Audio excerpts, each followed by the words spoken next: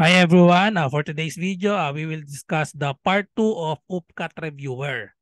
So itong mga questions na ito ay ipini-M lang sa akin. So kung meron kayong mga math question, i-PM nyo lang po ako sa aking messenger. Ito po yung Facebook ko, i-follow nyo na rin ako. So ito yung Facebook ko, RJ Enseñado, GTR Math Tutorial. So paki-follow na rin po ako para makita nyo yung mga iba ko pang mga ina-upload na reviewer. So pwede nyo po akong i-PM kapag meron kayong math question. At tatry nating sagutan lahat yan ng mga tanong nyo. Okay, so meron hanggang 12 ito. So may nauna na akong nai-upload na 1 to 4. So 5 to 8 na tayo ngayon. Meron pang kasunod ito na part 3. Okay, so screenshot nyo po muna 5, 6, 7, and 8. Try nyo sagutan bago panoodin ang aking solution. Okay, so let's start with number 5. Okay, so number 5. So 3 minus x, 2x, and 3x plus 1 are the first three terms. So yan ang first three terms of an arithmetic progression. Okay, so arithmetic progression. If 6x minus k is the sixth term, then k is equal to, so sinosolve natin ang value ng k. So ano bang formula ng arithmetic progression? So formula ng arithmetic progression para sa nth term ay a sub n is equal to a sub 1 plus n minus 1 times d. A sub n is the nth term or the last term, a sub 1 is the first term, n is the number of terms, and d is the common difference. So ang hinahanap natin ay sixth term. So therefore, ang maging formula natin na gagamitin, a sub 6 is equal to a sub 1 plus, idiretso na natin, subtract na natin ng minus 1 yung 6. So 6 minus 1, so we have 5 times the common difference, d. Okay, since ang mga given natin ay hindi pa natin alam yung first, second, and third term, isosolve pa natin yung x. Okay, so dahil arithmetic progression ito, ibig sabihin yung difference ng second sa first tapos third sa second ay equal dapat. So isolve muna natin x. So we have, subtract natin yung second sa third. So we have 3x plus 1. Ito yung third term, isubtract natin yung 2x. 3x plus 1 minus 2x equal yan sa second term minus the first term. 2x minus, lagyan natin ng parenthesis. Okay. So third term minus second term equals second term minus first term. Dahil nga yan ay arithmetic progression, ibig sabihin meron silang common difference. Yun nga yung d. So masasolve na natin yung x. Solve lang natin ng x. Combine like terms lang tayo. 3x minus 2x. So that will be x. Just copy plus 1 equals, change the sign since we have minus sign sa labas ng parenthesis. So we have 2x. This will become negative 3 and then negative x will become positive x. Then combine natin ito.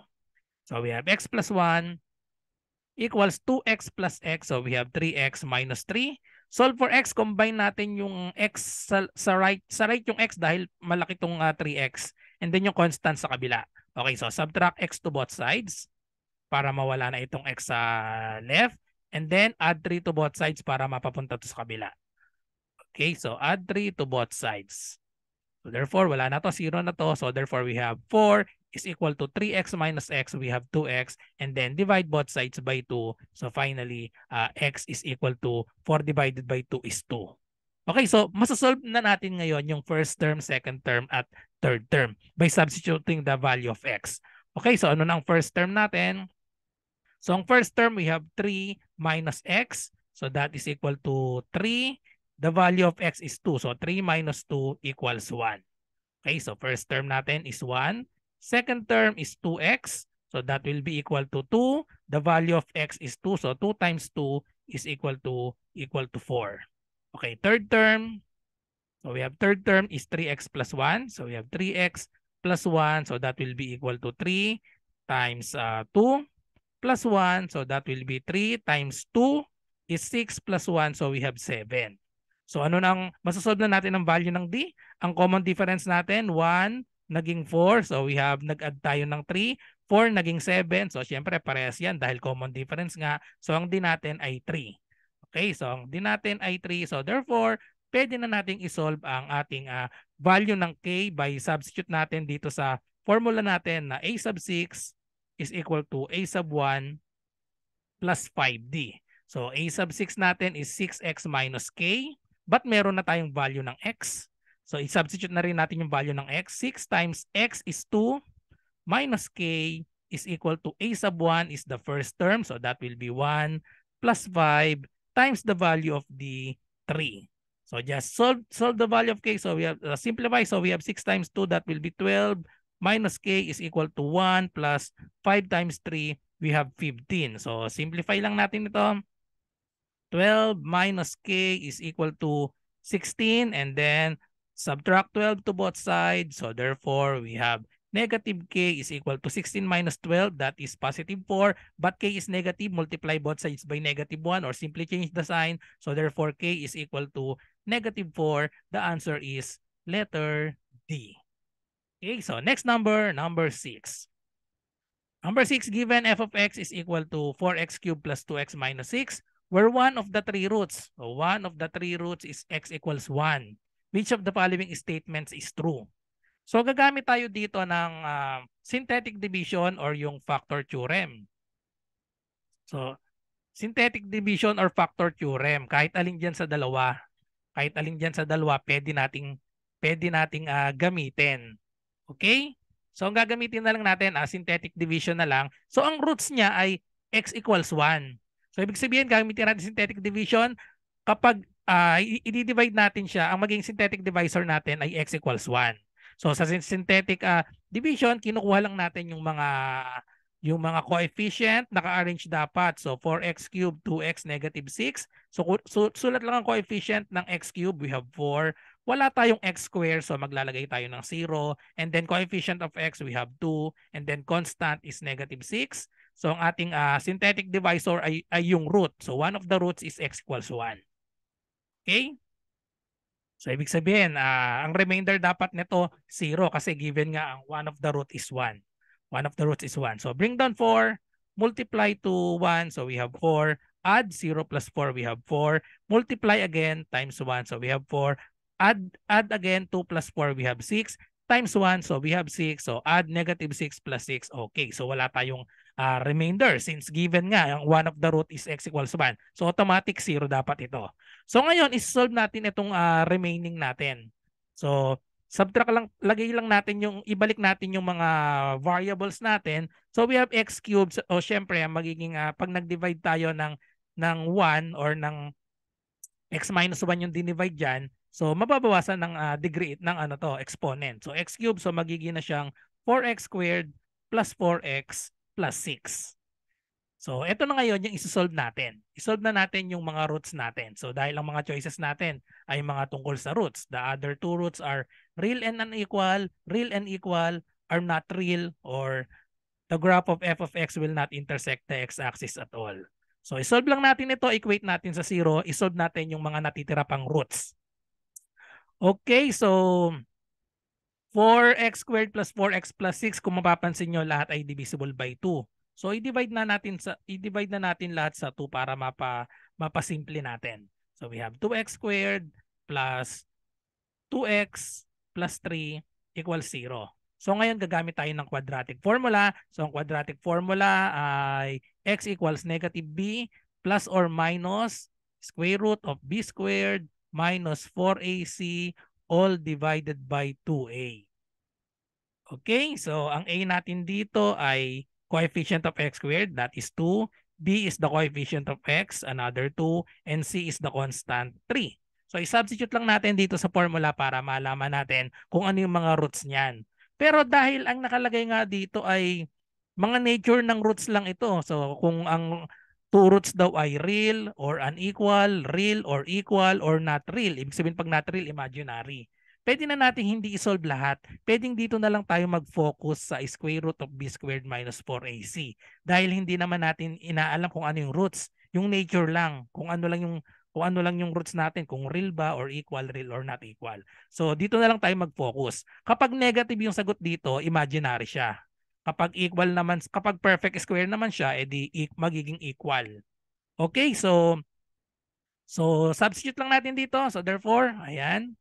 So we have b squared, so the value of b is 2. So 2 squared minus 4, the value of a is another 2, and then c is 3. Okay, so therefore we have square root of 2 squared, we have 4, minus 4 times 2 times 3. So we have square root of 4 minus 4 times 2 is 8 times 3, 24. So therefore, we have negative 4 minus 24 is negative 20. Since the discriminant yung tawag dito sa square root of b squared minus 4ac is negative, therefore, the other two roots are imaginary. Okay, kasi negative. Negative square root of negative number is imaginary. So the answer is letter C, the other two roots are real. Okay, so itong letter D, mali ito kasi the graph of f of x will not intersect the x-axis at all. Nag-intersect ang x-axis kasi meron pa tayong isang root na x equals 1. So nag-intersect siya dito when x is equal to 1. So ang tamang sagot lang ay letter C, not real because ang discriminant nga natin is negative, square root of negative number. Okay? So next number 7. So let points A, B, and C lie on a circle. So A, B, and C lie on a circle with center at point O. So ito yung center natin, center at point O. If angle BAC, so BAC is of measure x degree. So x degree yung sukat nito. Then what is the measure of angle CBO? CBO. So ito yung hinahanap natin, angle CBO. CBO, ito yon. Okay? So ito yung hinahanap natin. Angle CBO, lagyan na lang natin ng variable. So let's say ito ay y. Okay, so ang gagamitin natin dito na formula ay formula para sa inscribe angle. Okay, so kasi ang tawag dito sa angle x natin, angle BAC, ito ay inscribe angle kasi yung parts ng angle niya ay nasa loob ng circle. And then ito namang angle BOC, so ang tawag dito, ito yan, angle BOC or itong arc BC, angle BOC is the central angle, and then ito namang arc BC, so itong arc naman nito BC, intercepted arc ang tawag dyan. So ito yung definition na gagamitin natin or formula. Ayan, so inscribe angle theorem. So sabi sa inscribe angle theorem, inscribe angle is always 1/2 the measure of either the central angle, ito yung central angle, or the intercepted arc sharing endpoints of the inscribed angle side.